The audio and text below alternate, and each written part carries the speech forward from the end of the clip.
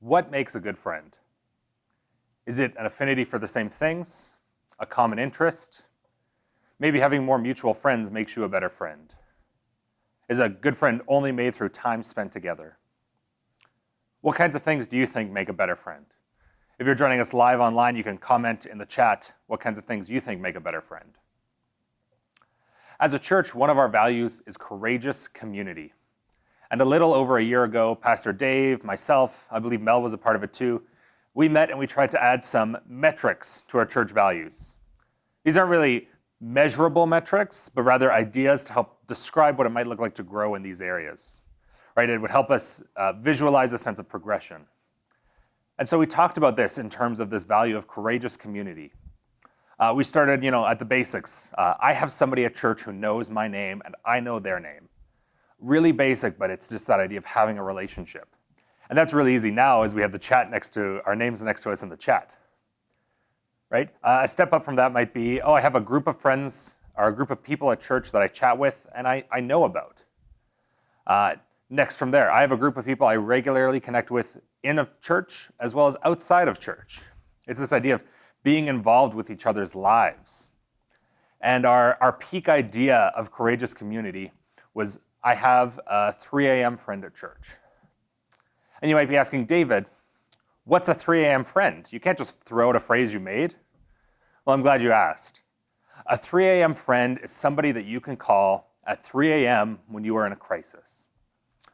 Right? A 3 a.m. friend is the person you call when your significant other is having heart palpitations and you need to rush to the hospital, but you need someone to come stay with your kids.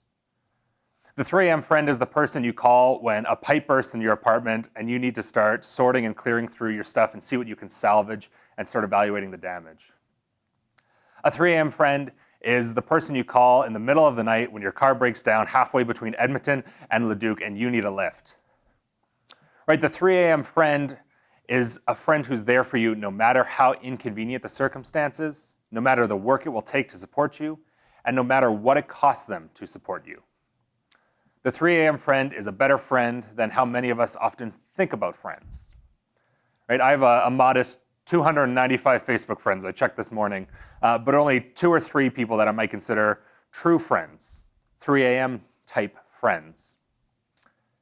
And today we don't want to talk about what it means to have a better friend.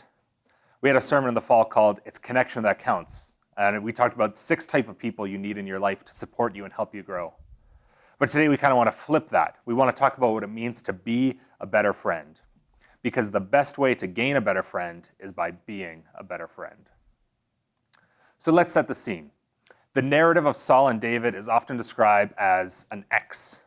Right? The larger story of 1 Samuel consists of Saul becoming king, reigning over Israel, and as we've begun to see, his descent from the throne. And at the same time as this is happening, we see the beginning of David's reign. Right? He's anointed as king. He's coming into power as a military commander. And even as David becomes a fugitive, we still see him amassing in popularity from the people in the kingdom.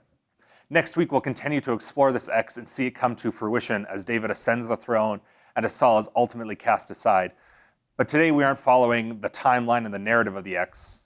We're looking in some ways at the whole narrative, not for a trend or a storyline or a plot beat, but to explore the interplay between 2 characters, to examine the relationship between Jonathan and David, a story of an extraordinary friendship. Now, up to this point in our sermon series, we've seen Jonathan a few times, but he actually comes onto the scene 3 chapters before David. In fact, he's around before chapter 16, where we started out our Not Be Shaken series. So if you turn with me in 1 Samuel 13, we'll begin to dive into the text of the Bible. Throughout 1 Samuel, we've seen the Israelites facing a formidable enemy, the Philistines. The Philistines were equipped with shields and armor and spears and javelins. And to add to Israel's predicament, the Philistines had captured every blacksmith they possibly could. And so the Israelites couldn't even really equip themselves for battle. The problem became so big that we read in chapter 13, verse 20, so all of Israel went down to the Philistines to have their plow points, mattocks, axes, and sickles sharpened.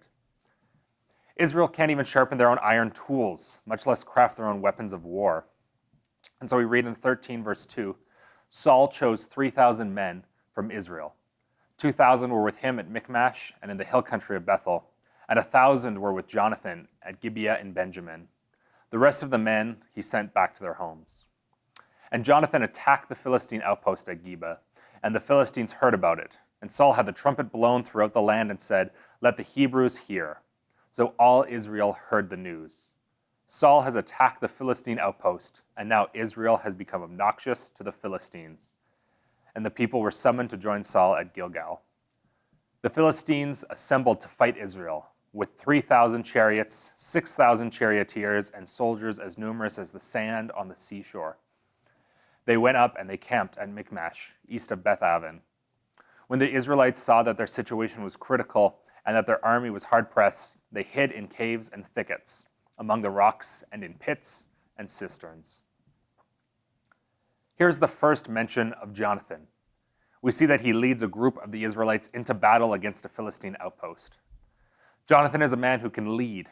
He has military aptitude, and because of his actions, the Philistines are momentarily pushed back. And I love the language in chapter 13, verse 4. In some translations it reads, Israel has become obnoxious to the Philistines. Other translations render it, Israel has become a stench to the Philistines, or odious to the Philistines. And the Hebrew term used here is best translated as a strong and disgusting stench. I like that picture, right? The Israelites are not just an annoyance or a bad whiff of scent. I think of it kind of like a skunk spray. They're an annoyance that is pervasive and lingers. They're such an annoyance, they're such a hindrance that the Philistines rally their forces together and the Israelites flee and hide. But as we head into chapter 14, they begin to regroup. One day, Jonathan, son of Saul, said to his young armor-bearer, "Come, let's go over to the Philistine outpost on the other side." But he did not tell his father. On each side of the pass that Jonathan intended to cross to reach the Philistine outpost was a cliff. One was called Bozez and the other Seneh. One cliff stood to the north toward Michmash, and the other the south towards Gibeah. Jonathan said to his young armor-bearer, "Come, let's go over to the outpost of these uncircumcised men.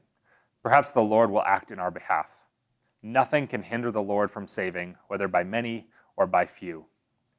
"Do all that you have in mind," his armor-bearer said. "Go ahead. I am with your heart and soul."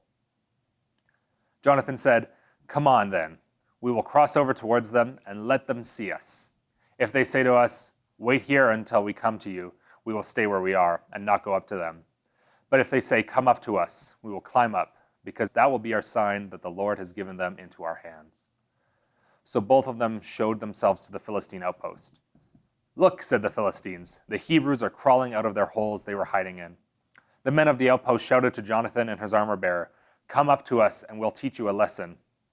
So Jonathan said to his armor-bearer, "Climb up after me. The Lord has given them into the hand of Israel." And Jonathan climbed up, using his hands and his feet, with his armor-bearer right behind him.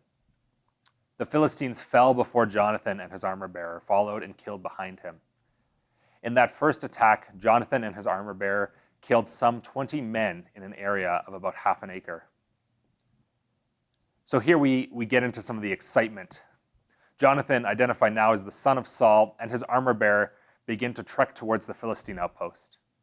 They start by walking through a narrow pass between two steep cliffs. The cliff on one side was called Bozez. Bozez means slippery or shining. I picture a cliff where water has run down and worn the surface smooth. There'd be minimal grip to climb up. And on the other side, the cliff called Seneh, meaning thorny, perhaps covered in thorny plants or brushes like thistles. And as Jonathan and his armor-bearer approach the Philistine garrison, Jonathan speaks to his armor-bearer. "If the Philistines invite us up, then we know the Lord has given them into our hand."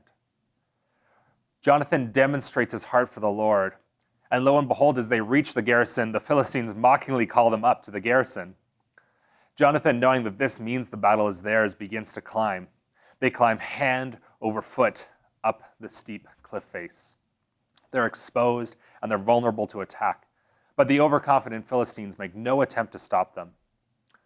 And when they finally reach the garrison, they spring into attack. The two of them kill 20 Philistines, and from the chaos that is caused here, the Philistine line breaks and Israel is able to push back against their enemies. And while the military victory here is important, I think much of the interest in this passage actually comes out of Jonathan's words to his armor bearer. And they reveal his character and his commitment. Right? Nothing can hinder the Lord from saving, whether by many or by few.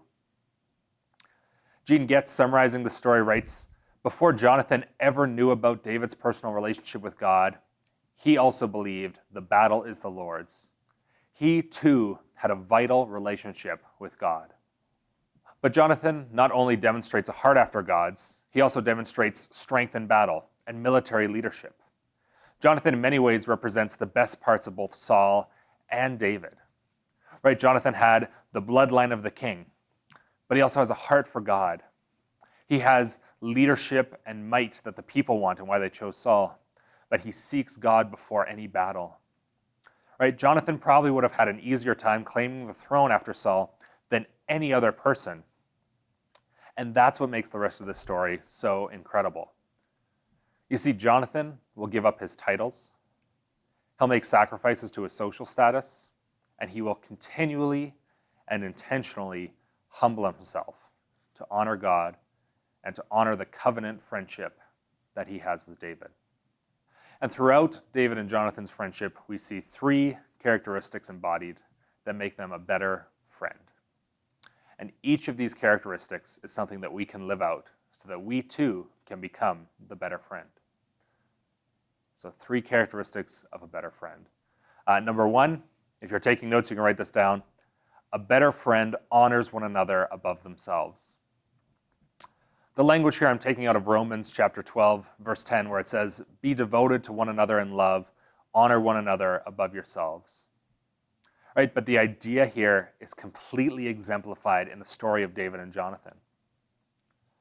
Following the battle between David and Goliath in 1 Samuel 17, David is brought by Abner to Saul, and Saul invites David to join his household as the champion of Israel, and it is here where we first read of David and Jonathan meeting.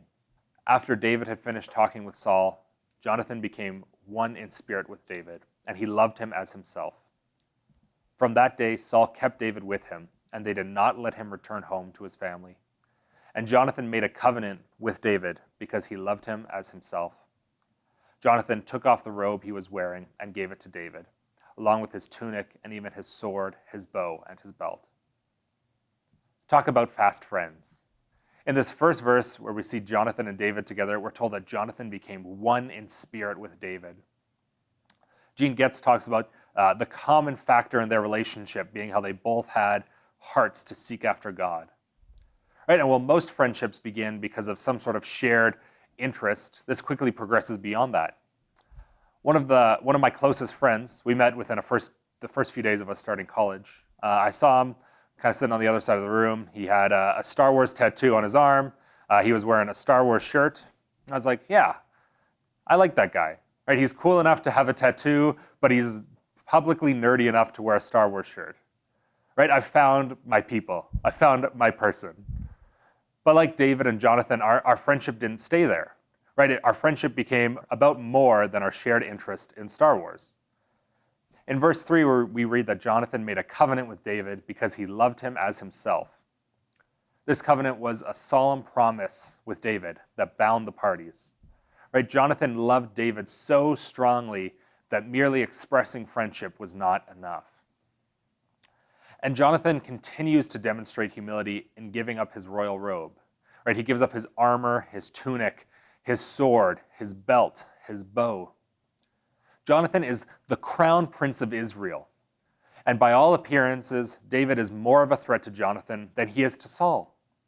Saul's the king, but Jonathan is to be the continuation of the dynasty. And David, on the other side, is a threat to that dynasty. And yet Jonathan doesn't see David as a threat. He sees him as someone deserving of honor. I think a lot of us see people external to us as a threat. Right? We might think our coworkers aren't teammates. Sure, we might work for the same company, but they're actually rivals. Right? They're rivals for the promotion or the bonus. And so we try to one-up each other. We try to put our accomplishments there so that we build ourselves up and we look better in comparison. And we do this because we desire to be honored and we think we need to do it for ourselves. But when we live as better friends, we can honor others, and we're built up because of it. One of the best pictures of this idea I've heard comes from Stephen Colbert, of the Colbert Report and The Late Show with Stephen Colbert.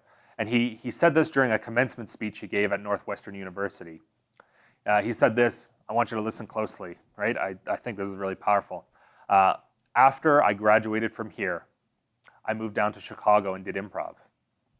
Now, there are very few rules to improvisation, but one of the things I was taught early on is that you are not the most important person in the scene. Everyone else is. And if they're the most important person in the scene, you will naturally pay attention to them and serve them. But the good news is that you're in the scene too. So hopefully to them, you're the most important person, and they will serve you. No one is leading, you're all following the follower and serving the servant. You cannot win improv, so no more winning. Instead, try to love others and serve others, and hopefully find those who will love and serve you in return. Right? Try to love others and serve others, and hopefully find those who will love and serve you in return. Is that not a picture of a better friend? If each of us could stop focusing on ourselves, trying to find ways to build ourselves up, expending our energy to be built up, what if instead we became better friends and built up others? What if we gave of ourselves to others and others gave in turn to us? And because of that, we actually became bigger by giving up ourselves. In our humility, we actually grow because we are honored by others and we honor them. This is the outcome of a life lived in an honor one another relationship. And it's a picture of the life that David and Jonathan have as they seek to be humble, to support and honor one another, and to build each other up. The second characteristic of the better friend. The better friend protects one another. If you remember last week's message, we explored chapter 19 and 20. And we watched as David went from living in the palace to fleeing for his life because of the threats of violence he kept experiencing from Saul. And while I don't want to repeat everything that was said last week, I want to highlight the relationship between Jonathan and David in this narrative, rather than the relationship between Saul and David that we talked about last week. So from the very beginning of chapter 19, we can see this beginning to take place. 1 Samuel 19, Saul told his son Jonathan and all the attendants to kill David. But Jonathan had taken a great liking to David and warned him, "My father Saul is looking for a chance to kill you. Be on your guard tomorrow morning, go into hiding and stay there. I will go out and stand with my father in the field where you are. I'll speak to him about it and will tell you what I find out." Jonathan and his father meet, and Jonathan intercedes for his friend. We talked about this last week, right, Jonathan? Dad, David is innocent. He's done so much good for your kingdom. He puts his own life on the line. And once again, it's wrong to murder somebody who's innocent. Right? Saul agrees to not kill David, and Jonathan brings him back into the household. But it's not to last. In verse 10, we read, Saul tried to pin him to the wall with his spear, but David eluded him as Saul drove the spear into the wall. And that night, David made good his escape. In the next chapter, David and Jonathan are again united. And we read at the start of chapter 20, Then David fled from Naioth at Ramah and went to Jonathan and asked, "What have I done? What is my crime? How have I wronged your father that he is trying to kill me?" "Never," Jonathan replied. "You are not going to die. Look, my father doesn't do anything great or small without letting me know. Why would he hide this from me? It isn't so." But David took an oath and said, "Your father knows very well that I have found favor in your eyes." And he has said to himself, "Jonathan must not know this, or he will be grieved. Yet as surely as the Lord lives, and as you live, there is only a step between me and death." And Jonathan said to David, "Whatever you want me to do, I'll do for you." So David said, "Look, tomorrow is the new moon feast, and I'm supposed to dine with the king. But let me go and hide in the field until the evening of the day after tomorrow. If your father misses me at all, tell him, 'David earnestly asked me my permission to hurry to Bethlehem. his hometown, because of an annual sacrifice being made there for his whole clan. If he says very well, then your servant is safe. But if he loses his temper, you can be sure that he is determined to harm me. Right? They're reunited, and first things first. David wants to know why Saul is trying to kill him. And in verse 2, Jonathan seems surprised that this is even happening. In fact, at first he doesn't even seem to believe it. But David vows, saying, why would Saul, knowing how close we are, knowing how good of friends we are, tell you of his plan to kill me? But David and Jonathan, they're not going to take this lying down. So instead they hatch a scheme. Now, scheme sounds negative. They hatch a plan to judge Saul's true intentions towards David. Right? The first day of the lunar month is a festival. And so David will not show up to the festival. Jonathan will claim that he has gone home to be with his family. If Saul's okay with this, they'll bring David back. But if he responds in anger, they will know that he is after David. David continues this conversation in verse 8. He says, as for you, show kindness to your servant, for you have brought him into a covenant with you before the Lord. If I am guilty, then kill me yourself. Why hand me over to your father? I love this verse for two main reasons. The first is this idea of showing kindness to your servant, or translated other ways, deal kindly with me. There's this picture of covenant fidelity, right? Demonstrate loyalty to me in this relationship because of your covenant. And the other reason I love this verse is because David identifies as Jonathan's servant, right? Even at this point, he's been anointed as king, he's married the king's daughter, and he's been given the royal robes by Jonathan, and yet he continually honors Jonathan. The conversation continues, and we read in verse 12, then Jonathan said to David, I swear by the Lord, the God of Israel, that I will surely sound up my father by this time the day after tomorrow. If he is favorably disposed towards you, will I not send you word and let you know? But if my father intends to harm you, may the Lord deal with Jonathan, be it ever so severely, if I do not let you know and send you away in peace. May the Lord be with you as he has been with my father. But show me unfailing kindness, like the Lord's kindness, as long as I live, so that I may not be killed. And do not ever cut off your kindness from my family, not even when the Lord has cut off every one of David's enemies from the face of the earth. So Jonathan made a covenant with the house of David, saying, may the Lord call David's enemies to account. And Jonathan had David reaffirm his oath out of love for him, because he loved him as he loved himself. I love the burden we get here in verses 14 and 15. Show me unfailing kindness like the Lord's kindness, and do not ever cut off my family. Right? These are the promises that Jonathan asks of David. Jonathan asks David to show loving kindness. Loving kindness comes from the Hebrew word chesed. It's this idea of a loyal love based on the covenant between the two. The same word can be translated as loyalty, faithfulness, kindness, love, mercy. But the other portion of this request is, do not cut off your kindness. Do not cut off that same chesed loyalty from my family. This is perhaps an odd request, seeing as up to this point, no family members of Jonathan's have even been mentioned. At least sons, his father and sister have been. But in the ancient Near East, it was common for the king to kill off his major enemies and rivals when he came into power. It was a way to secure the throne. Right? But here we see an extension of the covenant that David will not take the lives of Jonathan and his family when he comes into power. Jonathan still living, or Jonathan's sons, they would have the bloodline of the throne. They would be the biggest threat to David securing the throne. And leaving them alive might mean that the people of Israel would actually reject David for the line of the king. Right? But David values his friend too much. He vows to protect Jonathan and his family. All right, let's pick up the pace so we can continue through this story. Jonathan and David make this covenant together, and they make a plan.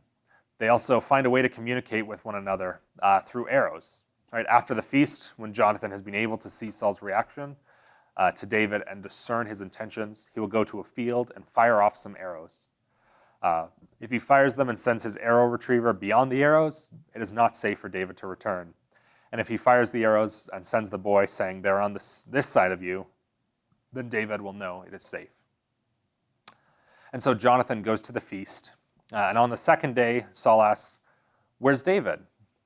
And Jonathan follows the ruse they had planned, saying, "Oh, he's gone home for a family feast."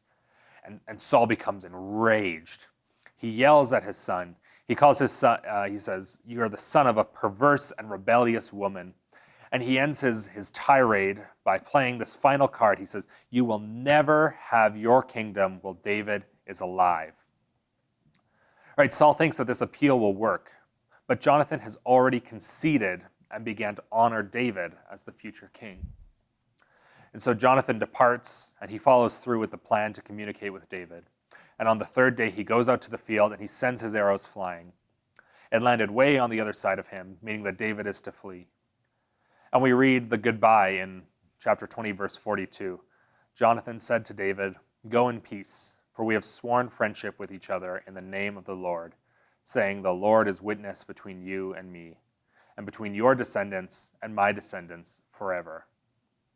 Then David left, and Jonathan went back to the town. Go in peace does not mean to go without worry or fear, but rather go in the confidence that God is with you.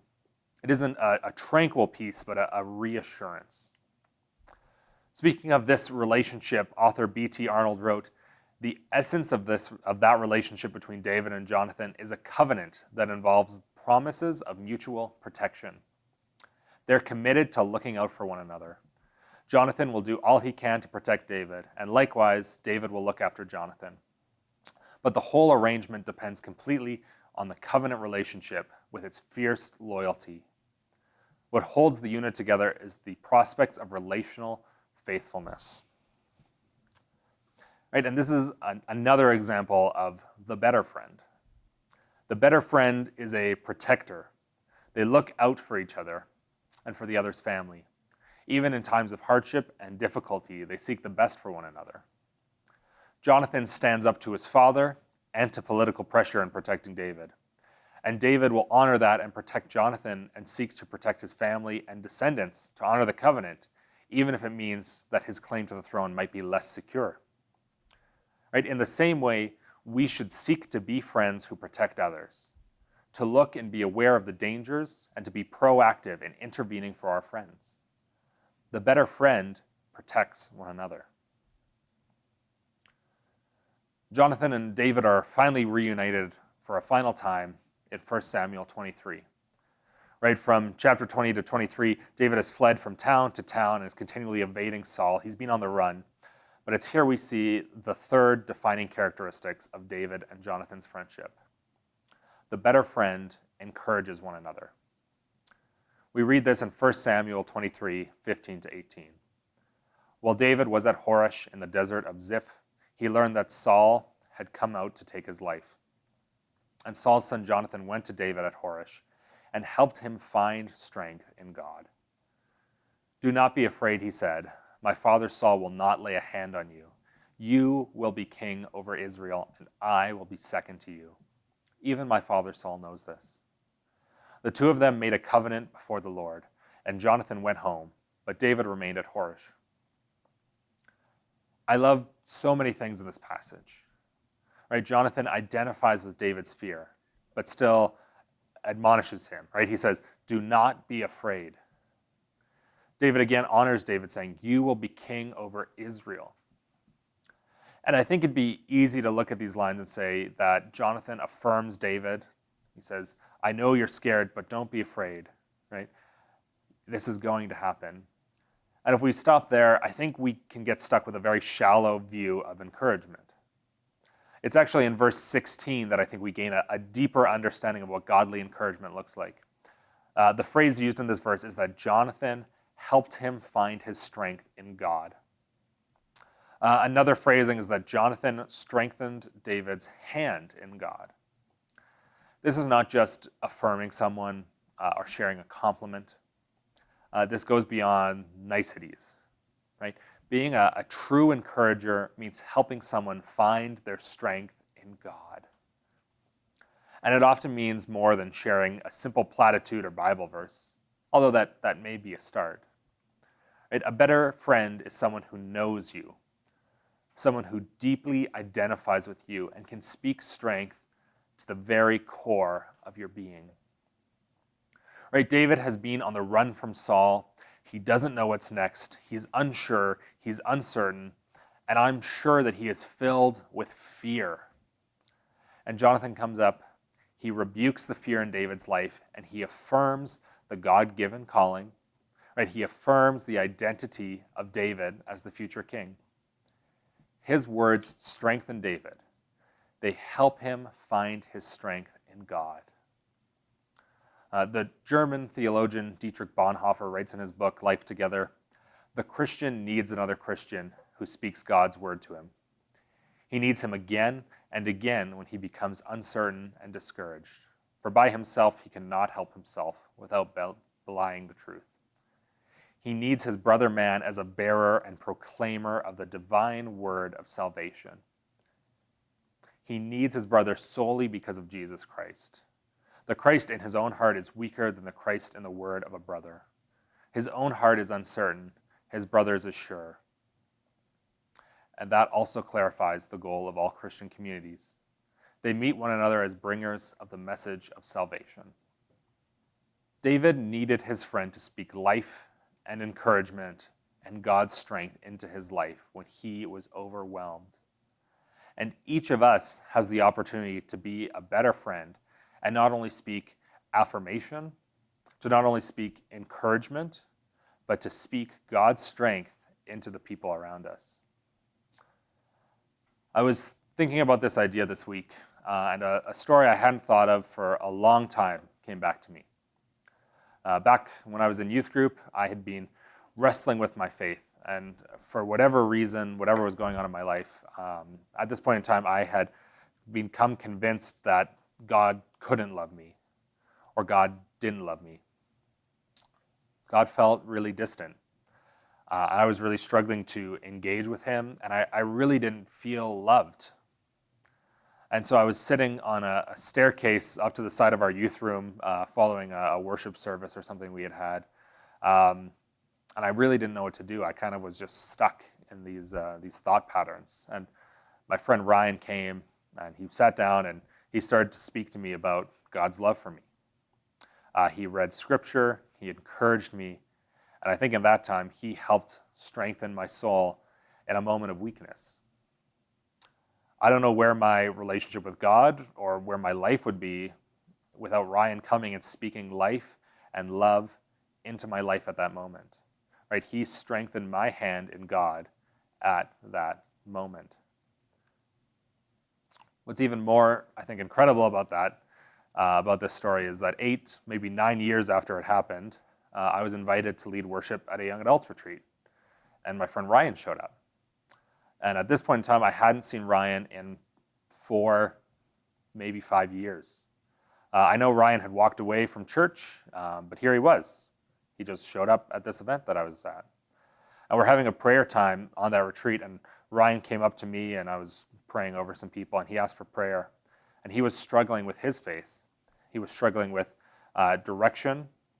He was struggling with ideas of where to go. And at that moment, I was able to be a voice of life and encouragement to him. And I was able to speak some of that same strength that he had spoken into my life back into his. Right? The better friend speaks encouragement to one another, but not simple encouragement. The better friend strengthens others' hand in God. So how do we become the better friend? Well, number 1, we honor one another above ourselves, and we live lives of humility, seeking to serve those around us. Number 2, we protect one another. We keep wary of potential threats and seek to intervene for each other's sake. And number 3, we encourage one another, but not a shallow encouragement. As we live and know one another, we speak the life and strength of God to one another to inspire each other to carry on. Let each of us look for ways that we can be the better friend this week.